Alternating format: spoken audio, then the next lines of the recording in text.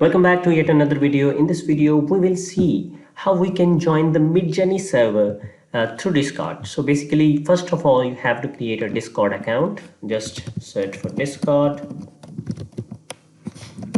So here on Discord, just create an account. And after creating an account, just go on to Midjourney. And here inside Midjourney, go to their website and scroll down, click join the beta. And you will be directed to Discord. Here you have to accept this invite. Okay, so wait, are you human? Yes, I am human. Please click each image containing a dog t-shirt. So we have a dog t-shirt over here, a dog t-shirt over here, dog t-shirt, dog t-shirt.